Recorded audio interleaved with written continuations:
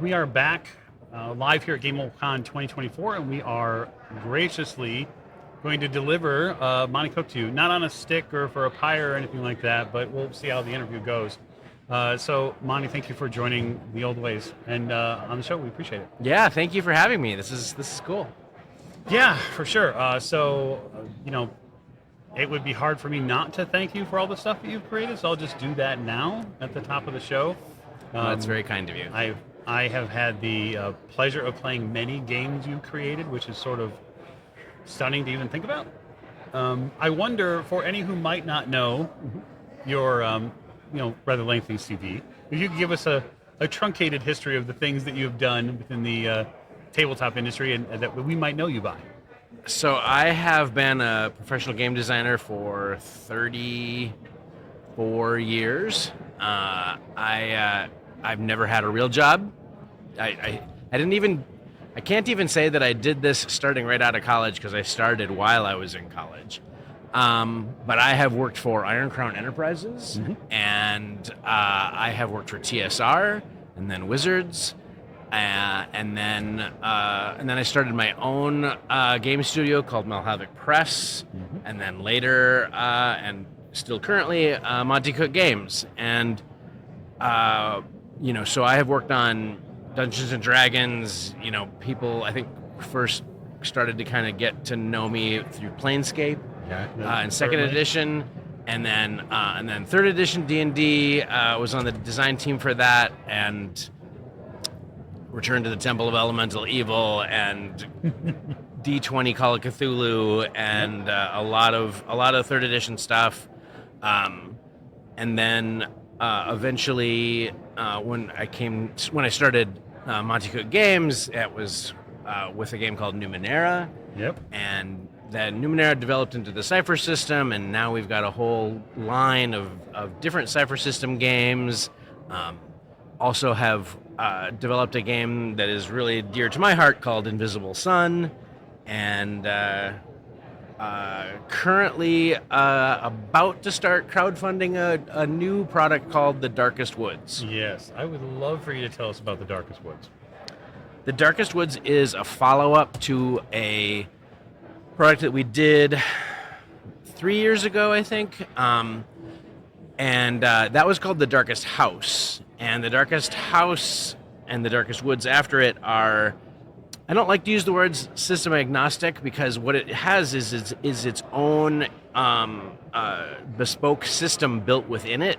And the idea is that this system is the system of the house in the woods, and so you convert to its system and kind of obey its rules while you're within its confines. And there are very easy conversion rules so that you can take any game system, any genre, and convert it to The Darkest Woods. And in fact, you can mix and match. That's my favorite part, where the very first playtest with Darkest Woods was a marshal from the Old West, and like a Shaolin monk, and a kind of a weird spellcaster witch, and they were all from different worlds, and they all met in this metaphysical, terrifying space that is called the Darkest Woods, which represents all of our primal fears. Okay. All of our sort of deep-seated, don't go into the wilderness fears. Where do those come from? Well, they come from the Darkest Woods. Fascinating. Yeah, I love the idea of being able to not give it it's a multiverse feel, because you can come from a ton of different places, but we show the commonality within existence that everyone has those fears. Exactly. And so it doesn't really matter what verse you're part of, you have that fear too, and that's because the house or the woods put it there. Right. And now you're open to it. And so I think it's a fun way. It's almost like a fun turn, and I don't want to make an analogy that isn't right, so please correct me, but it reminds me of Sigil, and that different people can come through different doors in different places and different times, and they come from all over, right? It's certainly like maybe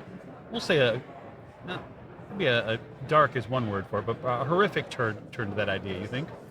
I think that's pretty good. I think that works, and I think that idea of lots of different people coming from different places to come together to do a thing. That's kind of a theme that runs through a lot of the stuff that I've worked on. I find that really really interesting. Yeah. I don't know. How do you feel about Pest? I feel like it's also liberating because you might get a core set of 4 or 5 players who sit down together and they don't necessarily agree on wanting to play all the same thing. And you can sort of stick the Darkest Woods there and say, here, we can all play this. And it doesn't matter. You want to play a Legionnaire? You want to play somebody who runs around in power armor, whatever? Okay, we're all going to end up here anyway. Yeah. And you can tell a pretty unique story.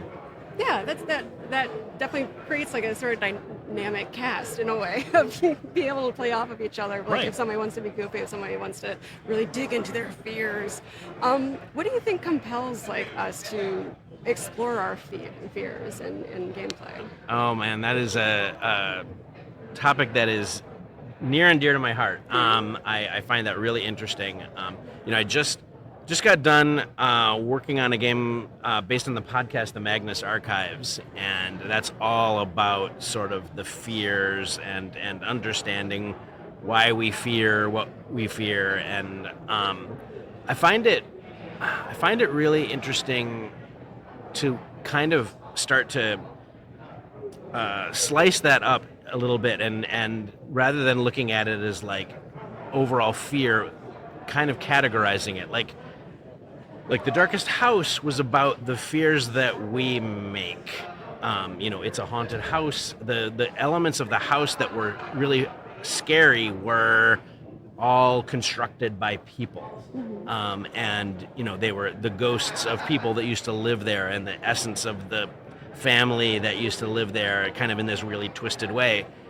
And then The Darkest Woods is almost the opposite of that, as it's the fear that is generated by things beyond us, right? Like I have said that Darkest Woods is kind of like, what if Lovecraft was afraid of the woods as opposed to afraid of the sea? What would he have done? That's kind of what The Darkest Woods is. It's about the fears of things that are much bigger than us, that we can't control, that we can't deal with. All we can do is maybe survive. Yeah. And it's a very different fear than, sort of being haunted by your own ghosts. Yeah. Yeah. How do you tap into that when you're creating these game mechanics? Oh, I'm just a very fearful person. That's a really good question. It's something that I guess I spend a lot of time thinking about and thinking about. I guess I kind of repeating myself, but like why we are afraid of the things that we are afraid of, and thinking not just about jump scares and those kind of easy scares, or spiders are spooky or whatever, but like what is it that is that primal sort of gut fear. I always talk about the first time that I saw a house centipede. You guys know what a house centipede is? There's a big 10,000 little legs and feelers and everything. And I'll never forget the feeling that I felt when I saw it, because I'm actually a super passive. I'm the kind of guy who, when I see a spider in my house, I scoop it up and I take it outside, right? I'm that guy. But as soon as I saw the house centipede, I was like, kill, must destroy this. And, it was just so primal, instinctual. And I wanted to start thinking about that, and why is that? What is it about that? It's not just that it's creepy. There's something else there that's deeper, and kind of started me down a path. Yeah, you mentioned Lovecraftian, and our listeners and viewers will know we spent a lot of time playing Call of Cthulhu and other Lovecraftian games, and I think there is something to the cosmic unknown of why something is happening. I think that it continues to tap at our brains that we can't define it, or that when we do define it, we realize we are so wholly and totally out of our own that it grips us. It could make us freeze. It could make us, again, as you said, base instincts, right? Fight, flight, etc. And I think there's something tangible at the game table about that is good to explore. Yeah. Because it's something we get to reveal about ourselves and what makes us afraid and how deep it makes us afraid. Like what level is it at for you? Like the house millipede is a core, oh my God, that's wild. I don't want that anywhere near me because it does something to our brains. Right. And the game table is a safe space to explore those things with your friends, and you're not actually in any danger, and at any time you can just say, oh, wait a minute, hang on, I need to catch my breath here. Yeah. So I wonder if we shift gears and we talk about the Cypher system as it stands. Absolutely. It is born out of Numenera, and then it gets iterated out, and we even see it changes or gets added on to different things, aspects, flavors. Where does the core idea of it start at?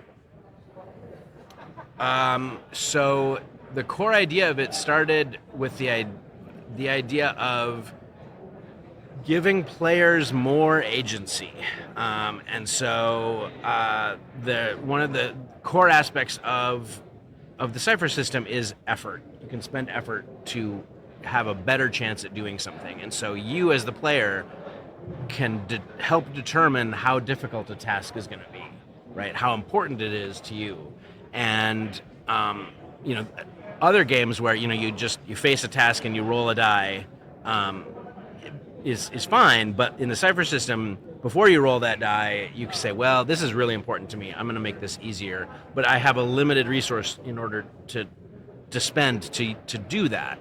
And I like that. I like giving players more control, more agency over their own actions and their own part in the story.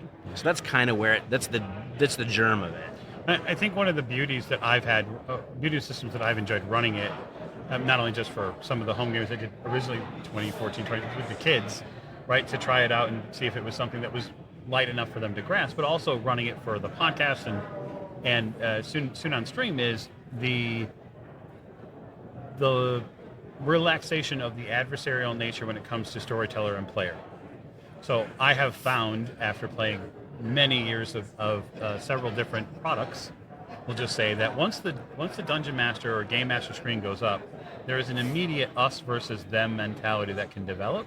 Now, it doesn't always happen that way, but it can happen. And I think that not having to roll dice as the Game Master, you're just really there to help the narrative go and sort of adjudicate as things happen, that it becomes more of a back and forth natural conversation about how this can go, and you can listen and hear more of what the player wants as far as style. And I think that's a huge benefit to the system that I don't really see anywhere else. So it's a credit to the system that's there. Thanks. Yeah. I'm a firm believer that the entirety of the role-playing game hobby is really just about giving rules to conversations, right? You're just, I say a thing and then you say a thing and then you tell me if it works, and it's just a back and forth. And so you're right that the Cypher system very intentionally focuses in on that idea and very much makes it a conversation. Even when you're talking about, well, okay, I'm going to try to climb this wall.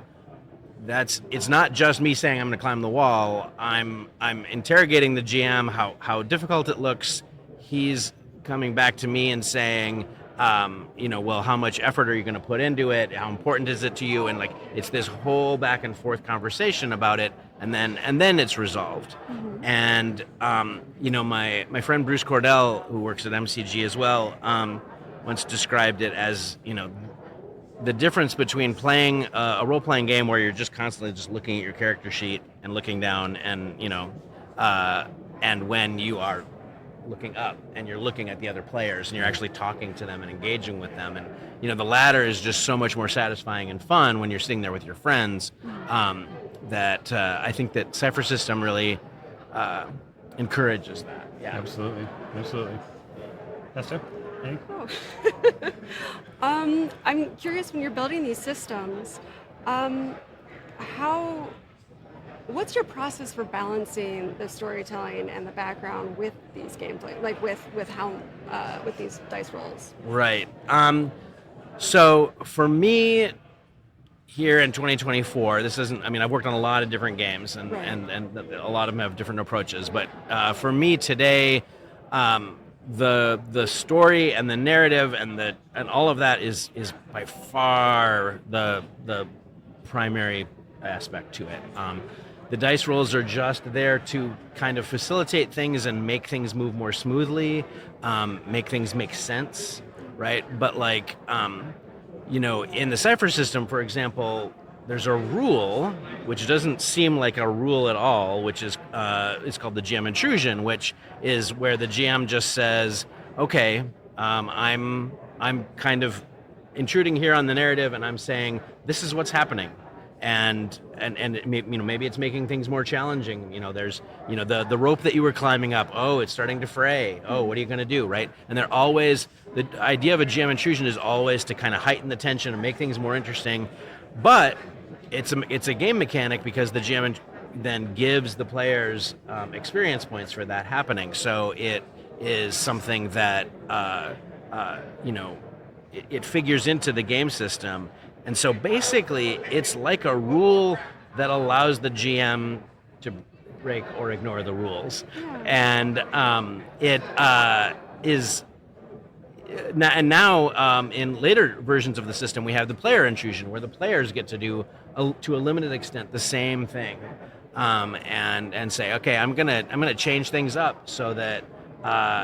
This guy that we're talking to in the bar, I actually met him 6 years ago, and we already have a history, and that's the way the player can kind of intrude on the narrative and change things up to make the story more interesting. And so, those are the kind of mechanics that I like, where it makes things more fun, makes things more interesting, and the other stuff is just there so that. They're just the lines on the road that show you not to drive into the ditch. Mm-hmm. Yeah, there's a real beauty to it. We have recently we moved our space game, Children of the Periphery, over to the Cypher system for season 2. We've done a few recordings. The first one they'll begin airing next month for season 2. And we did a conversion video from year 0 to Cypher and sort of the reimagining of some of those characters, which hints at some of the things that they'll be able to do in season 2. And I think what we have found is that it's exceedingly freeing. They feel a lot more in control of what they get to do. Their approaches for me as a game master and storyteller has been super fun, because you can see them sort of a little unfettered by, oh, we could go do this. Yeah, sure you could. And they don't feel as pressed in, right?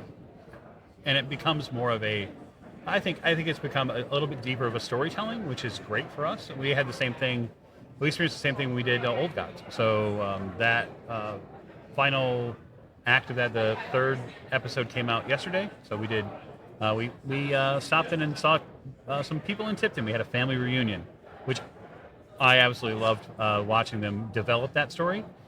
And there's a lot of that space and time that, as a storyteller, that I'm not doing anything. Yep. I'm sitting back and I'm watching them play, watching them interact, and then as needed, okay, you want to go do this? So this is about how difficult I think this is. And then we have that back and forth conversation with the players to say, well, sure, but I'm trained in this skill. And so, my granny taught me this. And here's how I'm going to bring that to the table and make that easier. And so they feel more empowered, more agency, as you mentioned. They feel more empowered to drive the story, and it's exceedingly liberating as a storyteller. Mm-hmm. I find, too, that when you give players a little bit more ability to control what happens and control the flow of the story, you end up with a better mix of, like, big, epic stories, but also smaller stories, right?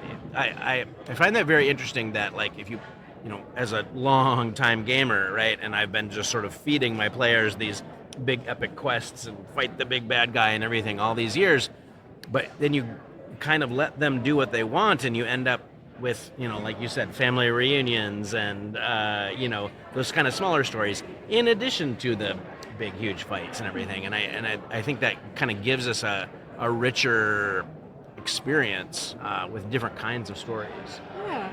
So, as a longtime gamer, do these games help you help inform your writing style? Do you draw inspiration from playing these games? Very, very much so. Yeah. So, we talk a lot about in game design. We talk a lot about playtesting, and I think that it is probably more accurate for me to say that I pre-test things. Like, we do a lot of playtesting after the fact when something is developed. But what really happens, the real meat of it is that it arises, the things that I write and the rules that I create and the worlds that I create arise out of gaming experiences that I have that weren't meant to be playtests, but were just regular games that we were doing for fun. And that drives it. Because basically, if I'm playing a game, and this is any game, but if I play a game and I see, oh, this would be so much cooler if there was a rule for this, or there was a character option that allowed that to happen, then I will take a note of that, and I will make that happen in the next book. Where do you keep all these notes? Are like just thousands of notebooks, like just in the corner that you can always reference? I wish that I was better organized, but yes, it's just a mishmash of notebooks and scraps of paper, and yeah. Oh yeah, for sure. It's interesting too because we asked Bruce obviously some design questions, and then Thursday we asked Sean some design questions because it's great to get in the minds of those designers and say, okay, how do you deal with all of the thoughts? And it's a varying different answers, right? So I think it's interesting. I'm just imagining the den there, which is just like Post-it notes and notebooks, and then like teacups and whatnot, and just like all over the place. You probably have I can imagine the wizard's den, as it were, and. Yeah, you're not far off. It's a disaster, but it works for me. I understand. As some who have seen the inner office of somebody who's producing a ton of episodes, things are everywhere. Yep. And hey, where is this? I couldn't possibly tell you right now. I'm focused on this thing. let me finish focusing on that, and then we can find it. Where are the keys to the house? No idea. No idea. Okay, so Magnus Archives is now in my hands. Excellent. The hardcover book looks fantastic. Of course, I got a chance to see the PDF, but then I was like, hey, I'm going to order my books for pickup here at Gamehole Con. And I was like, absolutely, I want my hands on it. Talk me through how, because this is something that you've had a chance to do now, not with only with Old Gods, but with Magnus. How do you take an IP, cradle it, and bring it to people from a podcast, which is a narrative-focused podcast? There's no rules adjudication. It's just happening. How do you take that and approach those folks and say, "Hey, this would be great. We believe we can deliver it," or is it the other way where they came to you and said, "We'd really love for you to develop this into a game because I think tons of people like to play it"? In both of those cases, they came to us. Okay. And there's some synergy there because they are on, both those podcasts are on the same podcast network. Yeah, Rusty Quill. Exactly. Yep. And so, basically, I think that the guys at Rusty Quill saw how well the Old Gods had gone and said, hey, well, we've got this other property. It was a very different experience working with those two properties because, and this is probably something that you wouldn't think of, but because the Old Gods is still going on, and Magnus Archives is done, it was a very different experience, sort of quantifying the worlds and the stories and whatnot, with, being careful not to reveal too much information in Old Gods, right, and sort of sky's the limit in Magnus, and so that was a very different experience. But the process is very. It starts out very small, and it's just like listening to the episodes over and over again and thinking about, well, okay, so if I was playing this as a game and I was the main character who was, like in Magnus Archives, episode 1, right? If I'm facing off against the anglerfish, and I'm encountering this thing, what would I do as a player character? Or how would I handle that as a game master? And you start thinking about those kinds of things and the kinds of things that the game will need in order for that to happen in the way that it happened in the podcast. And it just starts from there, and it just keeps growing. And like for Magnus, it's the cipher system, but I made a lot of big changes to the game system to facilitate the kinds of things that happen in the podcast. And I also wanted to experiment with some new rules. Sure. But I wanted to develop a system that talks about the stress that these characters who are encountering these terrifying things encounter, and what that's like and how that affects them as a character. Because Magnus Archives isn't a game where there's a lot of combat, or rather a podcast where there's a lot of combat. It isn't a game where you're all about, okay, we're going to go hunt the monsters now. It's much more about encountering the supernatural, and it affecting you in some way, usually bad, and so quantifying that in terms of a game. And so stress made a lot more sense than sort of the standard kind of 6 points of damage. Yeah, it's how much can you take? Yeah. How well can you deal with the horrors that you encounter, or maybe not even direct horror, but the things which are unexplainable. Right. And so we can sort of draw back a little bit to the cosmic horrors type of incident where, I swear to you I saw this. I swear to you this was real, but I don't have any proof. Right. Right. How much science do you end up researching for stuff like this? Like, to figure out how stress affects the brain or how you react to certain things? Okay. For in that particular case, a lot. Really? I read a considerable number of different sources about stress and what it does to you, but also how easy is it to relieve yourself of stress? What are the things that will relieve you of stress? That's why there's a rule in there that if you take a break, you can decrease your stress, and if you eat something during that break, it decreases it more, because that came out of one of the things that I read, right? That eating decreases stress, which is why people like me have weight problems. But but it's a known fact, right? Or like petting a dog is also in the game, right? Because that is a proven fact that having a pet and interacting with an animal decreases stress, and so all those things are worked into the game. So I really enjoy the fact that there are rules for petting a dog in the game. Have you adopted those into your everyday life now, where you're like, I need to pet a dog right now? Well, those might have already been there. Yes, every time there's trouble with back or cat, I run for a dog. I can imagine.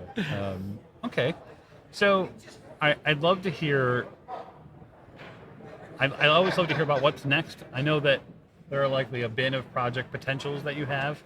I just got Adventures in the Cipher System, which is cool. And we got to talk a little bit about Neon Rain with Sean. Sure. How does something like Neon Rain come together? Well, Neon Rain is an interesting one, because we do these, we call them white books, right? Just because the covers are predominantly white. And so, but there are genre books for Cipher System, and we always knew that cyberpunk was a genre that we should cover, but we kind of kept putting it off, because I think we were just like, well, is cyberpunk still a thing? Is it still cool? Do people still care? And then a few of us started playing the video game Cyberpunk 2077. Yep. And all sort of at the same time agreed, okay, this is definitely something we have to do. We can do this really well. This will be really fun. And so that was was an influence, not so much on like the things that went into the game and the world, but on the mood and the style, and sort of reminding, because I remember when the original Cyberpunk game came out, Sure. Mike Pondsmith, and was totally blown away by it. But that was 80, I don't know, 88, something like that. 87 or 80, because Shadowrun comes out in 89, which is a direct iteration after where they go, oh, we had the same game plan. Let's put magic into it now so we can still put it out, right? Like, right. So yeah, it's been, it's 20, 30 years. Yeah. I think Shadowrun's 35 years old technically now. Okay. So. Well, I'm very happy to say that it is still a really fun and vibrant genre that we can maybe even appreciate more today in 2024 than we could back then, because it's closer to being reality. I think that I often say that the thing that Cyberpunk probably gets wrong is that it thought that mega corporations were going to rule the world, and because it seemed too implausible that it would be just a couple of ultra rich individuals. And now today we're seeing, that's exactly what it is. Yeah, absolutely. and I fear that we're going to continue living that experience unless there's some serious changes. I totally agree. That's why gameplay is so much fun, so we can Right. escape that reality. Yes. See, and in that fear, we can dovetail immediately back to the darkest products that you have, because those are fears that we can have too. Right. Yeah. For me, I don't know. Would I rather deal with the dystopian cyberpunk high-tech sort of universe, or would I rather just be in some scary woods? Probably depends on the day. Yeah. I mean, I think we talked roughly about with Sean, like the idea that you could have a cybernetic arm and then you could fail to pay your subscription fee and it would stop working. Or it would begin displaying ads for the company, right? Because if you're going to do anything, you're going to be a walking billboard for us. And that's very cyberpunk. Yes. It's very, and I think that people who love the genre, people who love the books that have been written, obviously a ton of them have written about dystopian cyber futures, will get that feel immediately. And the best part about that is that none of the additional crunchy rules will get in the way of us just playing, which is great. Right. So I look forward to that coming out and being able to get my hands on it. Well, and the really cool thing, and I'm sure that Sean already said this, but the really cool thing about Neon Rain is that the cyber stuff and the equipment and everything is such a big part of that game, and that can be used in any science fiction setting, right? It almost feels, at this point, weird if you don't have some of that kind of cybernetic stuff in your sci-fi game. Yep. Even Luke Skywalker's got a cyber hand. He does. And the great part about that selfishly for us running a sci-fi game is that we'll get to inject some of that gear as it comes out and be able to see, like, somebody has something terrible happen. Don't worry, it's okay. We can rebuild you. We can rebuild. Promise. Make you stronger, make you faster. Okay. So beyond Neon Rain, projects you can discuss that maybe have not seen much light of. I'd love to hear more about The Invisible Sun. Okay.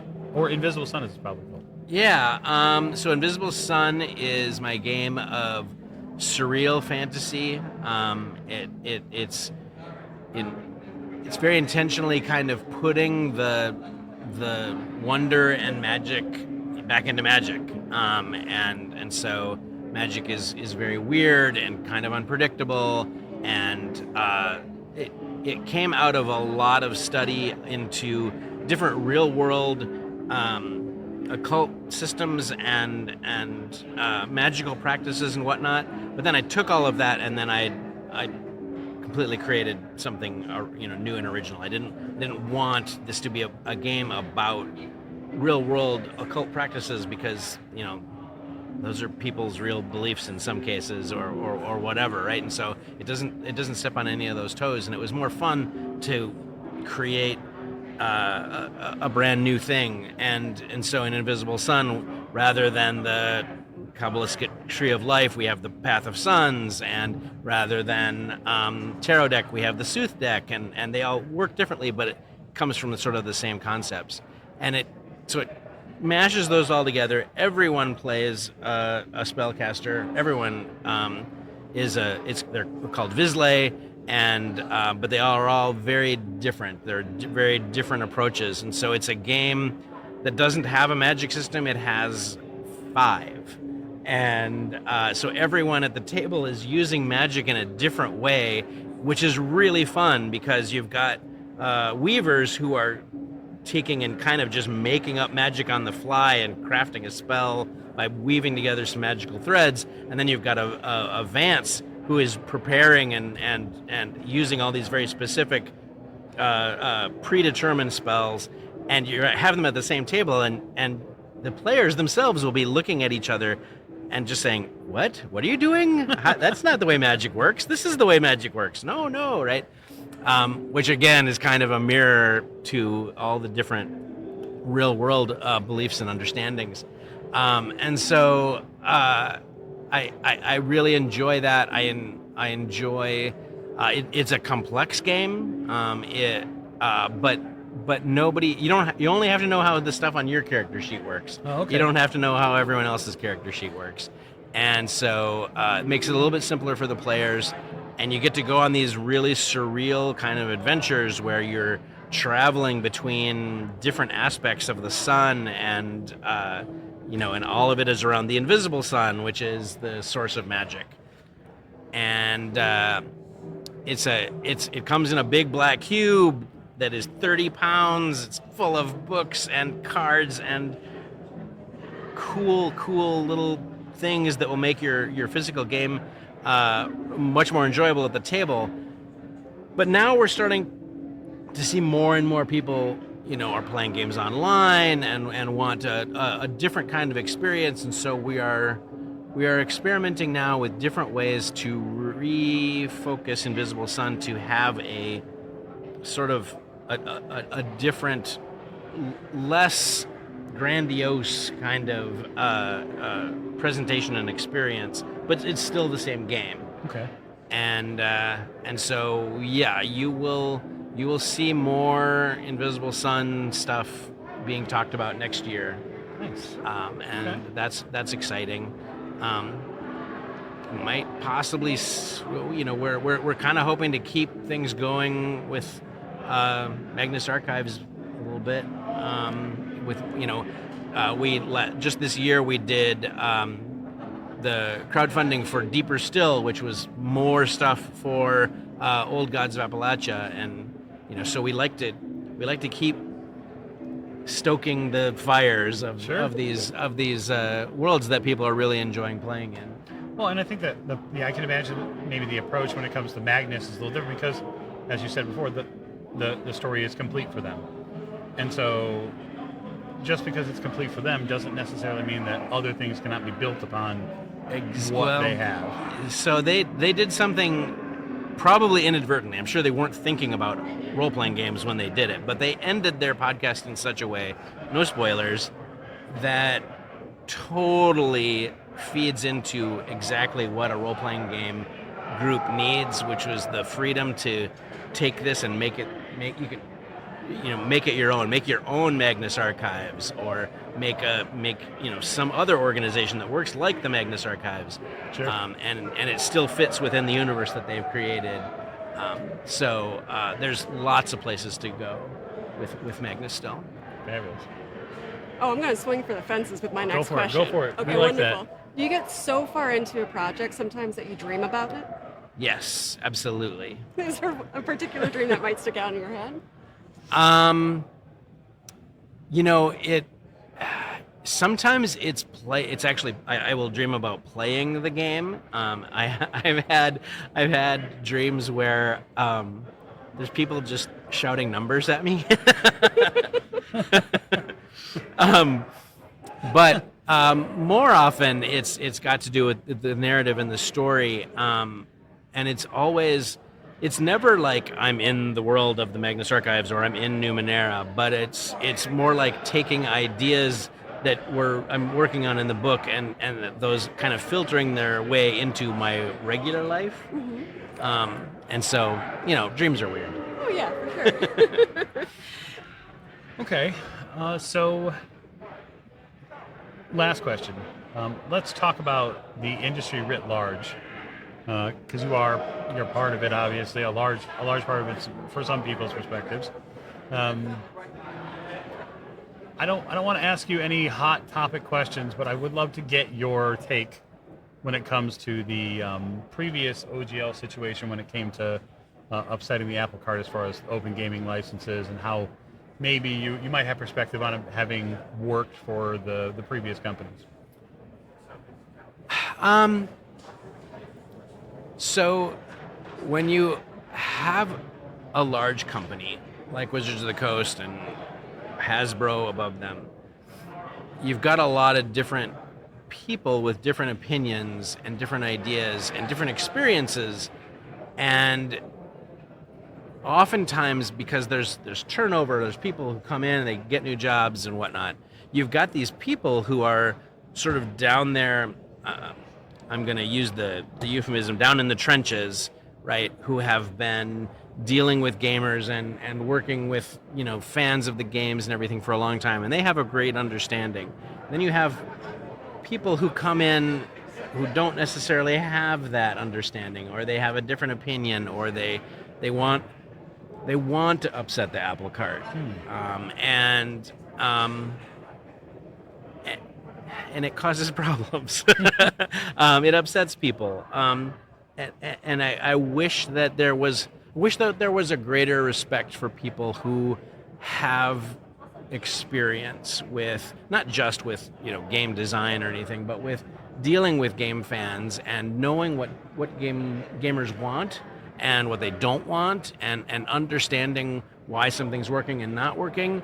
And I wish that those people, because I know that in Wizards of the Coast there are lots of those people, and I know that when things like that OGL thing happened, those people weren't being listened to, right. Or weren't even given a chance to voice their opinion.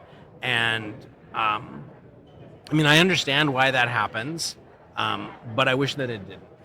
Yeah, I agree. I think that the gaming industry, tabletop especially, is a specific niche environment for creators, right? Yes. And it isn't that there is this wide swath of money that creators and industry professionals have. So, and anytime that something like that happens, I would prefer companies take the aspect of what's going to be disruptive if we do that, not just being a disruptor for the sake of being a disruptor. Like, that happens in a lot of large industrial businesses or large projects where they'll bring people in and say, change everything up, see what happens. Right. And what maybe some of the folks on the upper floors don't understand is that you're messing with people's lives when you do that. And creators who've been in the business 20, 30 years have dedicated their lives to a product and seen it grow, because ostensibly D&D has not been where it is now. I played it in the late 80s and 90s, and up until a point where, frankly, I disagreed with some of the things the company were doing, and I spent my dollars elsewhere, because in a capitalist society, that's how you show people what you like. Well, I think that's exactly right. And I think that you're not just sort of upsetting the entire life of the creators, but of your audience, right? That's something that I don't think a lot of people understand, people who are making these kinds of decisions, is that for game players, for game lovers, right, this is an important part of their identity. This is what they do with their friends. This is every Saturday night. This is what they do during the week to get ready for Saturday night. This is this is the thing that they have, the toys on their desk and the T-shirts that they wear, and it's their whole life, and that's great. It's a lifestyle, and it's a positive one. And when you screw around with things, it's not like being at Frito-Lay and saying, "Hey, we're going to change all the flavors of the chips," right? Which is just like, "Oh, okay," right? Now you're changing something that's really important and vital to people, and I don't think that there's a lot of great understanding of that. I think you're right, and I think that's not of course to pour praise upon you. I think that's one of the things that I like about what MCG does.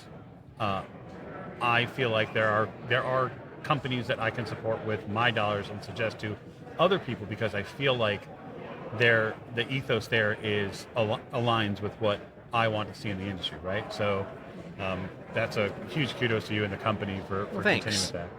We are definitely a company that is, I mean, it's kind of a cliche, right? But we really are a company that is run by gamers for gamers.